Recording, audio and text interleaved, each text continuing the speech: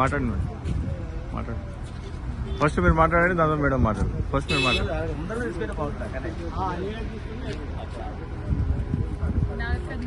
Parliament ఎలక్షన్లో భాగంగా ఈరోజు మల్లు రవి గారు కాంగ్రెస్ పార్టీ నుంచి నామినేషన్ దాఖలు చేయడం జరిగింది. దాంట్లో నాతో పాటు ఇక్కడ స్థానిక జెడ్పీసీలు అలాగే మల్లు రవి గారి సతీమణి గారు కూడా పాల్గొనడం జరిగింది.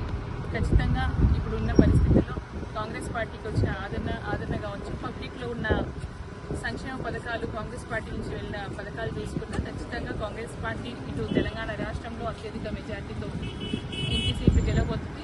అదేవిధంగా దేశంలో కూడా రాహుల్ గాంధీ గారు ప్రధానమంత్రి కాబోవడానికి ఈరోజు తెలంగాణ నుంచి పునాదిగా వెళ్ళబోతుందని మనస్ఫూర్తిగా ఆశిస్తున్నాము. ఎందుకంటే అది తక్కువ సమయంలోనే 120 రోజుల సమయంలోనే తెలంగాణ రాష్ట్రంలో కాంగ్రెస్ ప్రభుత్వం తీసుకొచ్చిన సంక్షేమ పథకాలు కానివ్వండి, అభివృద్ధి కార్యక్రమాలు కానివ్వండి ప్రజల్లోకి నేరుగా చేరుగా చచ్చిపోయే విధంగా ఈరోజు నడుస్తుంది. కాబట్టి డెఫినెట్గా ప్రజలందరూ కూడా కాంగ్రెస్ పార్టీని ఆదరిస్తున్నారు. అదేవిధంగా మల్లు రవి గారిని ఎంపీ అభ్యర్థి అయిన మల్లు రవి గారి అనుభవం కావచ్చు, వయసులో పెద్దవాళ్ళు అన్నీ తెలిసిన విషయాలు, చదువుకున్న ఒక మేధావి కాబట్టి ఆయన్ని ఆదరించి మా పార్లమెంటు సభ్యులందరూ కూడా ఓట్లేసి భారీ మెజార్టీతో గెలిపిస్తారని ఆశిస్తూ ప్రజలందరినీ ఒకటే విజ్ఞప్తి, రేపు రాబోయే కాలానికి గల్లీ నుంచి ఢిల్లీ వరకు మనకి అభివృద్ధి చేసే వ్యక్తి ఎవరైనా ఉన్నారంటే ఖచ్చితంగా అది మల్లు రవి గారు కాబట్టి ఆయన్ని మీ అందరూ ఆశీర్వదించి గెలిపిస్తారని ఆశిస్తూ